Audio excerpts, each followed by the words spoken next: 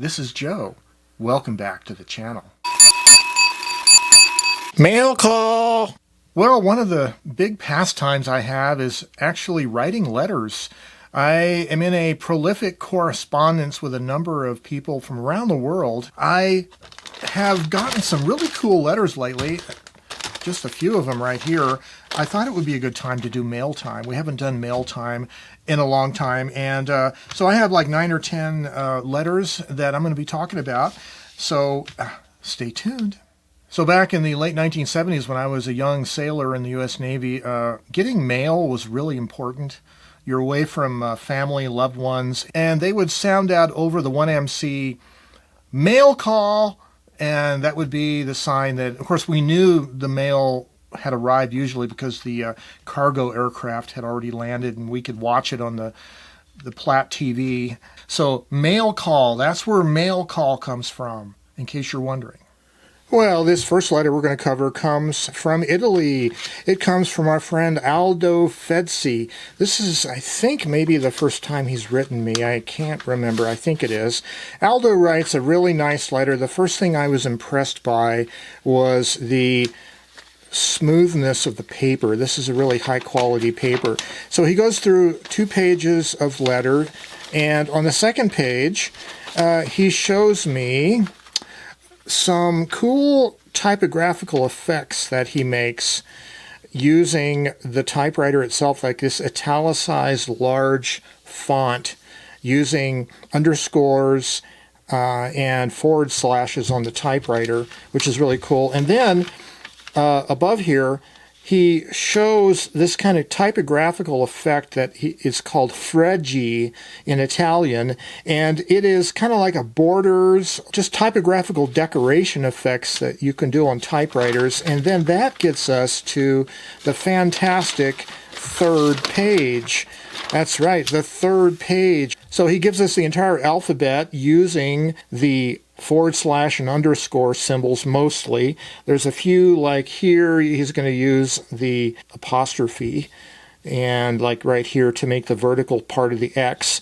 I've tried some of these, and some of them are easy and some are a little bit harder than you might think, but it's a very fun effect.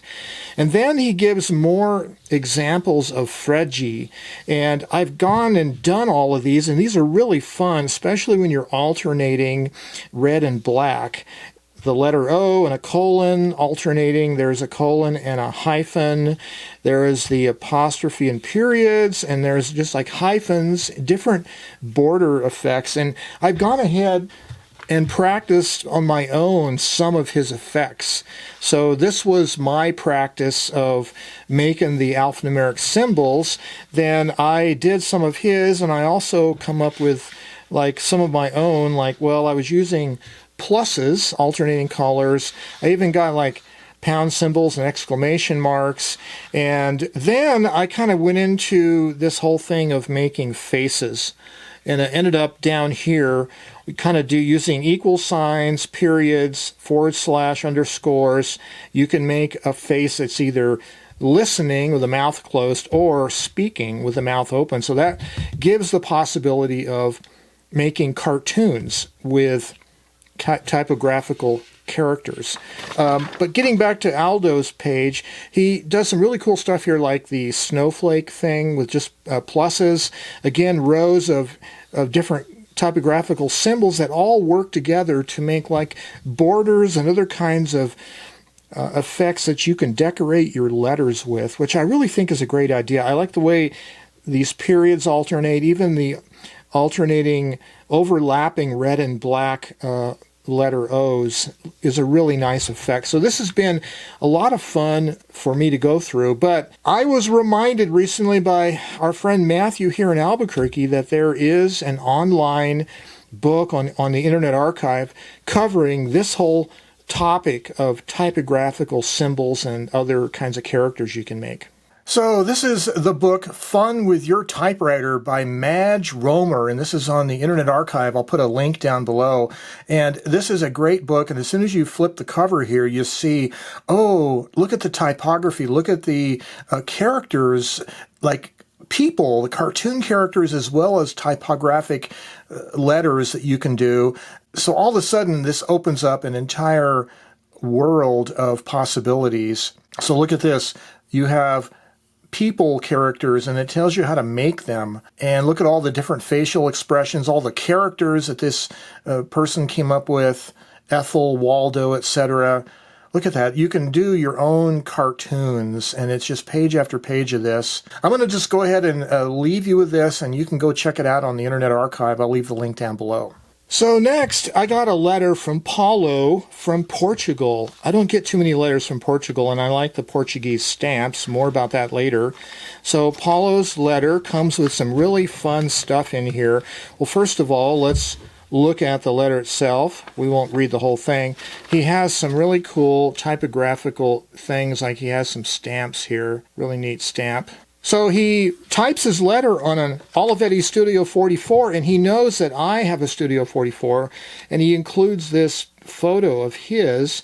His is the same color as one of mine. I have the turquoise one, and I have this cream-colored one. So very cool seeing another fellow Studio 44 user. Very neat.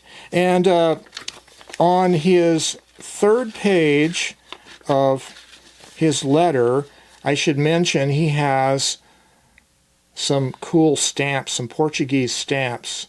And I've been saving some of these stamps and using them on the back sides of other envelopes for other letters that I write. So somebody else might end up with one or two of these stamps too. But wait, there's more to Paulo's letter. So this is a postcard to an art gallery exhibit, and it looks like analog printing technology, kind of like hand-cranked and typewriters, and this is from November 24 to January 2025, so this exhibit is over by now, but this is very cool. I appreciate it. And then he typed this phrase on his Hermes 3000 with Epica typeface. So really cool, modernist-looking gallery postcard. I really appreciate that. And then this brings back some memories. These are rub-on letters. I remember using these, in fact, but these in particular, they are Alfac brand and made in Belgium, whereas in the States here, we had a different brand of like Letra Set. And I appreciate, Paulo, all your stuff you've included in here, and I'm going to go to the website of this art gallery. I'll try to find it and see if I can find anything about this exhibit online. I appreciate it. So this is apparently, it is a bank, a historic building called the Lions Building in Lisbon, Portugal, and this exhibit was an exhibit of artifacts relating to the history of this bank. The Santander space is what it's called now. But anyway, this is what that exhibit was. Materials and artifacts related to the historic banking that happened in this building from the last few centuries. Very cool exhibit. Thank you very much for sharing it. So next, I got a couple postcards from Max Marbles. The first one I received on February 18th, and he just signed it MM. But then more recently in March here, I received the second one that has his name on it. So what he is a prolific artist, and so he has some really cool stamp art on the back, and this is really nice, kind of like watercolor paper. He is an artist, and this is very cool. This work of art is just lovely, and I really admire people that can do like postcard art. Then his other letter, more recently, he did a portrait of yours truly, and I think that's pretty cool. Maybe we can turn it like that to see more of the thing. So that's very flattering. Yeah, definitely a keeper. I'll probably frame these, but I appreciate people sending me postcards, not just letters. And, you know, one little blurb, a little rectangular square of text is all it takes. Thank you very much. Very cool. So the next letter we got is from our friend Tyson, who lives up in Canada, and he has a thing in here that he doesn't want me to show on air, but just to let Tyson know that the envelope did get here. It was torn, but the thing inside is fine. It works okay. Thank you very much. A little bit of a mystery there, but maybe you can guess what that is. Put a comment down below. Give me your best guess of what you think. Tyson sent me. Well, next we have a great letter from our friend Ted Monk in Mesa, Arizona. Ted always decorates his envelopes so cool, and he's a great example of just a letter art, and the way he works his magic is just amazing. So we get a cardstock letter. So this is very cool Ted Monk style artwork. The letter itself is typed on Mothra, the IBM composer. And there is a link to the correspondence, episode 16 I'm up to. And I'm going to be listening to that online. But I always love the way Ted has been using these thermal printers, little handheld thermal printing cameras, to decorate his letters and stuff. It's very, very cool. Here is a picture of Mothra herself. Some more examples of Ted's magic. And yet more examples, the crystal skulls, very cool. But the heart of Ted's letter was his Rolodex zine. I don't think I've ever seen anybody else do this. This is completely original. Rolodex zine, with a little cardstock booklet that is punched for Rolodex. How cool is that? Collect the whole set. There's more here to deal with besides the Rolodex zine and the letter.